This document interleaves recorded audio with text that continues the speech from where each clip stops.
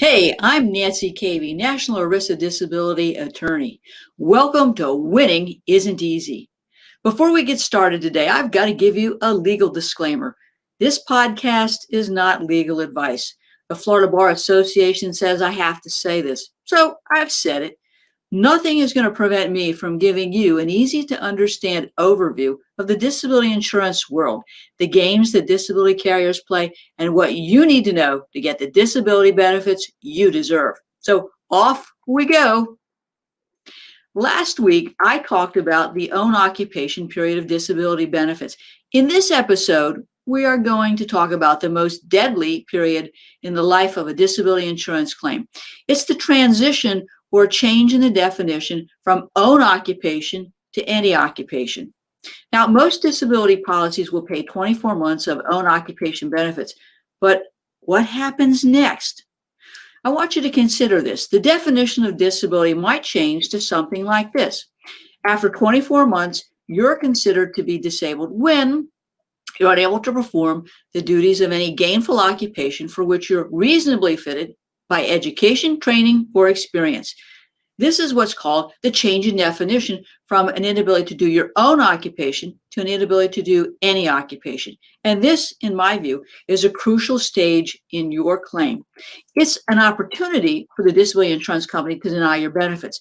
So before we get started, I want you to get out your disability insurance policy and find the definition of any occupation in your policy, because that's going to be the framework for our discussions today.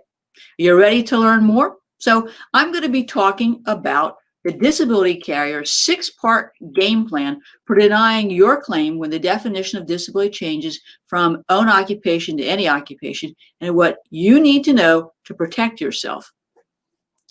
Why the Social Security Disability Standard of Disability is not the same as a disability insurance policy definition of any occupation, and the vocational mistakes the disability carriers make when they identify any occupation to justify a claim's termination. We're going to take a quick break, but when we come back, we'll begin. Stay tuned. Have you been robbed of your peace of mind from your disability insurance carrier? You owe it to yourself to get a copy of Robbed of Your Peace of Mind, which provides you with everything you need to know about the long-term disability claim process. Request your free copy of the book at caveylaw.com today. Welcome back. We're going to talk about the disability carrier's 6-part game plan for denying your claim when the definition of disability changes from an inability to do your own occupation to an inability to do any occupation, and what you need to know to protect yourself. Look, many disability insurance carriers target claims for any occupation investigations beginning about 9 to 18 months of paid own disability benefits. In fact, you might even get a letter from the disability insurance carrier saying that they're going to investigate your claim to determine whether you'll meet the any occupation definition of disability. The games are on. Now, disability insurance carriers are well aware of the financial costs of paying disability benefits for any occupation claims, because they're going to have to pay that claim through its duration, which is normally age 65. You can bet they've calculated it to the penny. This is an unprofitable situation for any insurance company, and they're not in the business of losing money. As a result, I see in every case this investigation done for the purposes of denying disability benefits on or about the time the disability benefit definition changes from any occupation from your own occupation to any occupation. When the definition of disability changes from own occupation to any occupation, the carrier is going to have to show that you can perform other occupations other than your own, and that you could hypothetically perform that alternative gainful occupation based on your training and experience. And generally, they have to prove that it pays a wage such that you would not be entitled to your disability benefits. Got it? All right. So let's talk about the 6-part game plan that carriers use for denial. Number 1, there's the letter notifying you of the change in the definition of disability from own occupation to any occupation. And there are forms to fill out. There's going to be, number 2, contact with your physicians to clarify your restrictions and limitations, since they're not going to accept what your physician has to say based on just a review of your medical records. Then at step 3, they're going to play the "we're going to argue that you can do sedentary work" game. Then step 4, they're going to talk to you on the phone to clarify what you do every day, because they're going to compare that to what you've told your doctor and what your doctor has said about your restrictions and limitations. And then at step 5 of this game, they're going to clarify all of this with their Lire-For-Hire physicians. And lastly, then they're going to have their Lire-For-Hire vocational evaluators do what's called a transferable skills analysis and a labor market survey. All of this is designed to create evidence that will justify their claims denial. So are you ready to talk more about these 6 steps? First, the insurance company is going to send you that letter notifying you that they're beginning the own investigation stage. They're going to investigate your claim beyond that 24-month period. And quite frankly, in my view, this is a signal that you should be securing legal representation. Now, the letter will quote at length the definition of disability from your policy and remind you that the definition is going to change from any occupation to own occupation. By the way, you should check that letter against what's in your disability policy, because sometimes they don't even get their own definition of any disability benefits right. So soon after, you're going to get a second letter, and that's going to ask you for updated medical information. And they're going to ask you to complete a form called Training, Education, and Experience. Now, it's crucial that you fill out this TE&E form accurately and completely. And it's also crucial that you understand what the definition is of a sedentary occupation, because that's where part 1 of these games start. The disability carrier is going to contact your physician, and they're going to request information regarding your physical or your psychiatric restrictions and limitations. That's part 2 of the game. But if you look at that form, you'll see that that form does not ask the right questions about your restrictions and limitations. The disability carrier doesn't really want to know what it is you can do. That form is designed purposely so that your doctor can say that you can do at least sedentary work. And that form does not define sedentary employment or provide even less than sedentary criteria for your physician to consider. Now, in my view, it's crucial that you're communicating with your physician at all stages of the claim, but particularly here, because your physician probably doesn't understand the traps that are sitting in those disability forms, or that they should be using an alternative form, such as the forms that you'll find in a Social Security residual functional capacity form. And they certainly don't understand the definition of sedentary work. Now, what is the definition of sedentary work? Basically, it's an ability to sit at least 6 out of 8 hours of a day and to lift at least 10 pounds. Now, what's important about this definition, in my view, is the sitting and the lifting.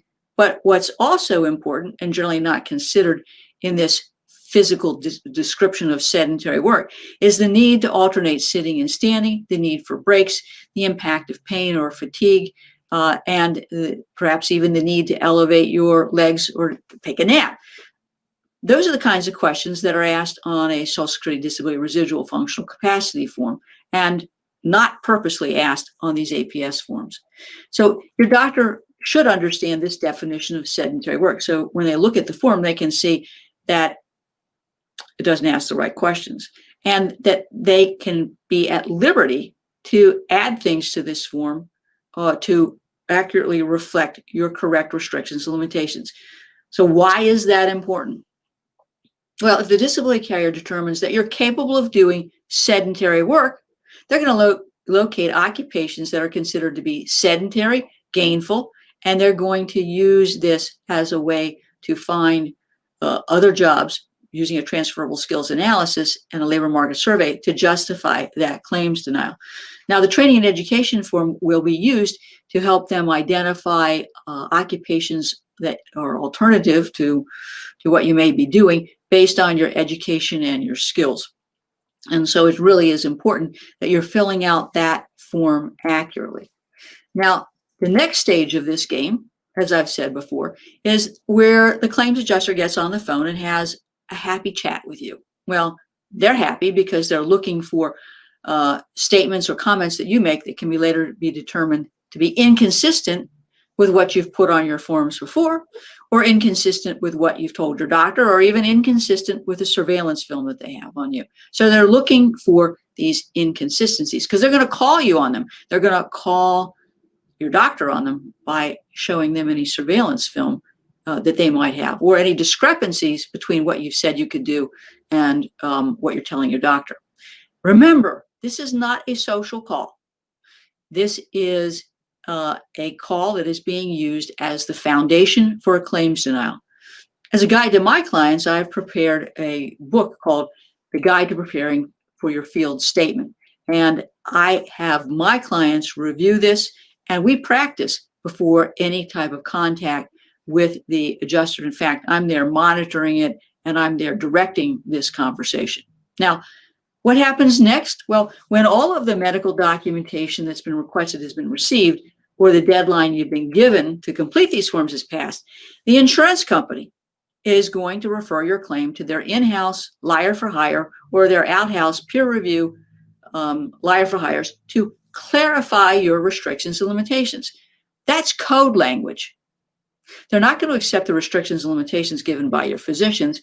The claims adjuster is going to examine your records, create restrictions and limitations they think they're going to be reasonable, and ask that their in-house nurse, their in-house doctor, or their out-house peer review doctor bless this. And it doesn't matter which of those cast of characters does this review. They're going to conclude that you can engage in at least sedentary work. That's part 5 of the termination game. So once they've reached this magical internal conclusion that you're capable of doing sedentary work, regardless of what your physician says, they're then going to refer your file to either an inside or an outside vocational rehabilitation agency for what's called a Transferable Skills Analysis, TSA.